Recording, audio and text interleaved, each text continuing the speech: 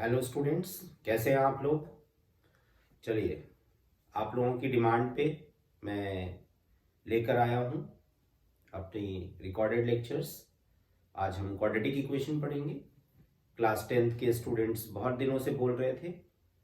चलिए, तो आज हम क्वाड्रेटिक इक्वेशन स्टार्ट कर रहे हैं। फर्स्ट टॉपिक हमारा क्वाड्रेटिक इक्वेशन है एंड इस टॉपिक में वैसे ये काफ़ी इंपॉर्टेंट टॉपिक है बिकॉज आपको मैं बता दूं कि क्लास 11th में जो स्टूडेंट्स आईआईटी की प्रिपरेशन करेंगे उसमें ये टॉपिक बहुत बहुत इंपॉर्टेंट हो जाता है बिकॉज हम लोग यहीं से स्टार्ट करते हैं और इसमें कई सारी चीज़ें और आपको ऐड हो जाएंगी। क्वाड्रेटिक एक्सप्रेशन, ग्राफ और इनइक्वालिटीज, ये सारी चीज़ें इसमें हम देखेंगे।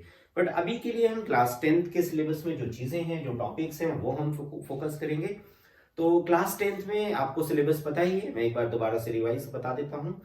देखिए, सबसे पहले तो हमें क्वाड्रेटिक इक्वेशन में इसका सोल्यूशन पढ़ना है। सोल्यूशन में आपको 3 मेथड बताए जाते हैं, अभी हम डिस्कस करेंगे। देन इसके बाद आप नेचर ऑफ रूट्स के बारे में पढ़ेंगे। देन इसके बाद आप पढ़ेंगे कि किस तरह से हम relation between roots and coefficients, ये 3 टॉपिक है हमारे पास में, और फिर वर्ड प्रॉब्लम आ जाती है। तो देखिए, सबसे पहले तो हम देखेंगे कि क्वाड्रेटिक इक्वेशन एग्जैक्टली होता क्या है। An equation of the form of the form ax square plus bx plus c equal to 0 is called quadratic equation. Okay, so इस तरह का कोई भी इक्वेशन, इसे हम क्वाड्रेटिक इक्वेशन बोलेंगे। इसमें a, b and c ये कोएफिशिएंट्स हैं एंड कांस्टेंट टर्म है। a is the coefficient of x square, b is the coefficient of x and c is constant term। तो इनके इंपॉर्टेंट रोल हैं, आगे हम देखते हैं। देखिए, सॉल्यूशन ऑफ क्वाड्रेटिक इक्वेशन में हमने अभी बताया था कि 3 मेथड होते हैं solution of quadratic equation. So quadratic equation का सॉल्यूशन हम जब देखेंगे तो इसमें हमें 3 मेथड देखने को मिलेंगे कि फर्स्ट वन फैक्टराइजेशन मेथड या middle term splitting method,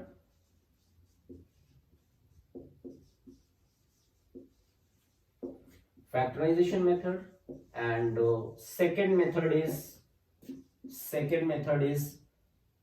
by completing the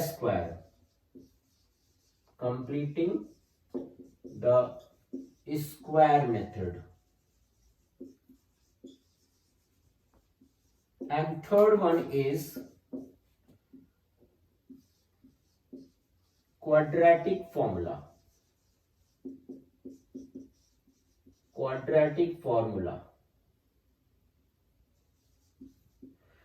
quadratic formula कुछ एक्स्ट्रा नहीं है, कंप्लीटिंग द स्क्वायर से हम इसे प्रूफ करेंगे। ओके, सो देखिए, सबसे पहले फैक्टराइजेशन मेथड में हमें देखना होगा कि एग्जैक्टली फैक्टराइजेशन मेथड हम कैसे सॉल्व करते हैं इस मेथड से, और क्या इसके मेन टर्म्स पॉइंट्स हैं। फैक्टराइजेशन मेथड हमें ध्यान रखना होगा कि इस मेथड से सारे क्वाड्रेटिक इक्वेशन सॉल्व नहीं किए जा सकते हैं। कुछ स्पेशल टाइप के क्वाड्रेटिक इक्वेशन होंगे जिन्हें हम फैक्टराइज कर सकते हैं, सभी को नहीं। जैसे यहां पर ax square plus bx plus c equal to 0, अगर मैं जनरल बात करूं तो आपको क्या क्या करना है। सबसे पहले स्टेप में आपको a और c को मल्टीप्लाई करना है। a और c को मल्टीप्लाई करना है, coefficient of x square and constant term को मल्टीप्लाई करना है। a इंटू सी जो भी वैल्यू आ रही है, इससे हमें देखना है कि जो भी वैल्यू ये निकल के आ रही है, अब इसके बाद हम इसे फैक्टराइज करेंगे। इसके जितने पॉसिबल फैक्टर्स हैं, या आप कह सकते हैं प्राइम फैक्टराइजेशन टाइप की चीज हम बना लेंगे।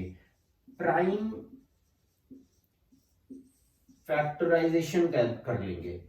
अब प्राइम फैक्टराइजेशन करने के बाद आपको देखना है, अगर यहां पर ये जो c के साथ में साइन लगा हुआ है ये पॉजिटिव है, तो हम इसके फैक्टर्स को, या ऐसे हम 2 पार्ट्स में ऐसे नंबर्स को लेंगे जिनका सम b के इक्वल हो। और अगर ये माइनस में लिखा होगा क्वाड्रेटिक इक्वेशन के अंदर, तो हमें इन दोनों के डिफरेंस को b के इक्वल लाना होगा। क्लियर है?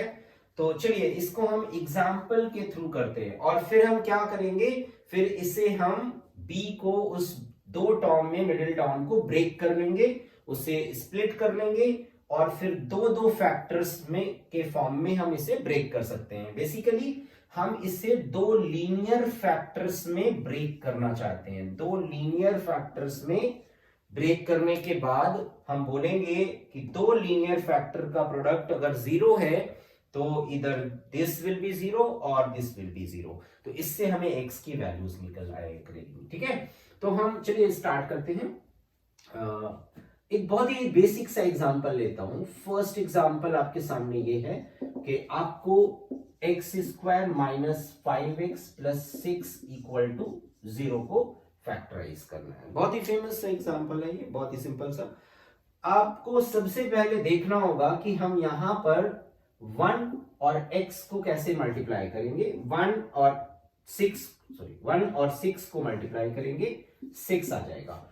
सो 1 और 6 को मल्टीप्लाई करने के बाद जब 6 आ रहा है तो हम देखेंगे 6 को दो पार्ट्स में ब्रेक करना है जिनका सम, इसे देखकर आपको पता चलना चाहिए कि हमें सम लेना है इनके दो फैक्टर का और वो किसके इक्वल हो, 5 के। तो इजिली आप इसे बोल सकते हैं 2 और 3 में ब्रेक करना है। क्लियर है? तो हम इसे 5 को 2 प्लस 3 लिख देंगे, प्लस लगा हुआ है तो इसे हम प्लस से ब्रेक करेंगे। So x square minus 2 plus 3x plus 6 equal to 0।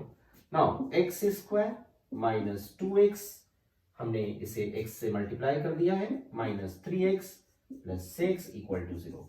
अब दो दो के फैक्टर्स हमेशा दो पेयर बना लेंगे, ये एक पेयर बन जाएंगे। तो इसमें से x कॉमन आएगा, x माइनस 2, और यहां से माइनस 3 कॉमन आ रहा है, x माइनस 2 इक्वल टू 0। आपको चेक करने का तरीका ये है कि आप सही जा रहे हैं या नहीं। तो इसमें से का फैक्टर कॉमन हमेशा मिलेगा, अगर कॉमन नहीं मिल रहा है इसका मतलब आपने कहीं मिस्टेक कर रखी है। x माइनस 2 कॉमन ले लिया दोनों से, x यहां से आएगा, यहां से माइनस 3 आ गया इक्वल टू 0। सो दो फैक्टर्स आपको मिल गए।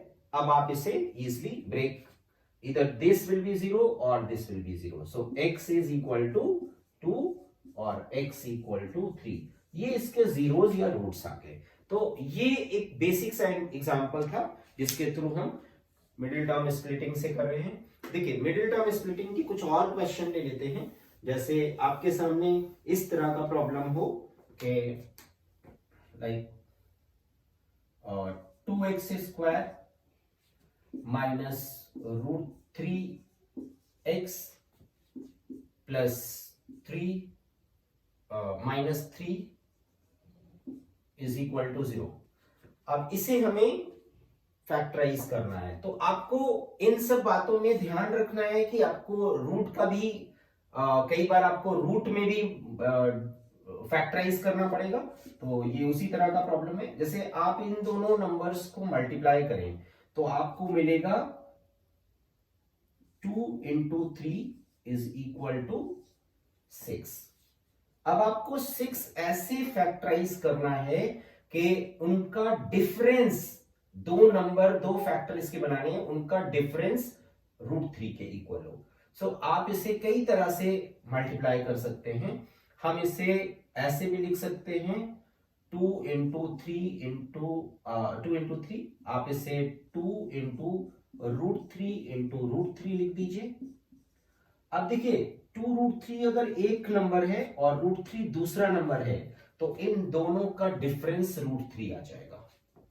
क्लियर है? सो आप यहां पर आपको क्या करना है, ये सब चीजें दिमाग में रखनी है कि हम इसे स्प्लिट ऐसे करें कि अगर यहां पर रूट आ रहा है तो आपको रूट के टर्म्स में सोचना है। रूट में 3 आ रहा है तो 3 को आपको रूट में टर्म में सोच, यहां 2 होता तो आपको 3 इंटीजर में और 2 को √2 into √2 करके लिखना होता। सो उससे डिफरेंस या सम जो भी हो रहा होगा वो इस तरह से आ जाएगा। चलिए अब हम लोग इसे फैक्टराइज, ये इंपॉर्टेंट है, ये सोचना ही आपका मेन क्वेश्चन का पार्ट है। देखिए 2x स्क्वायर माइनस, अब आप इसे देखिए, इसे आप कैसे लिखेंगे, इसे डिफरेंस में 2√3 माइनस √3 लिखेंगे। इसका रिजल्ट कितना बचेगा, √3। 2 टाइम्स √3 और 1 टाइम्स √3 का डिफरेंस 1 टाइम रूट 3 आ जाएगा, बार माइनस है, x minus 3 equal to 0। So यहां से आप देखेंगे तो आपको मिलेगा 2x² minus 2 root 3x, minus minus plus हो जाएगा, root 3x minus 3 equal to 0।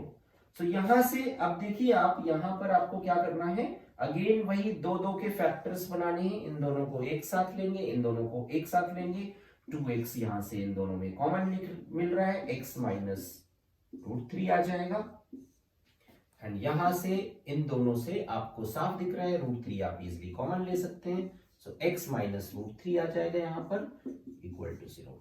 So यहां पर आपको दो फैक्टर्स मिल गए, x माइनस रूट 3 कॉमन आ रहा है, 2x plus root 3 equal to 0।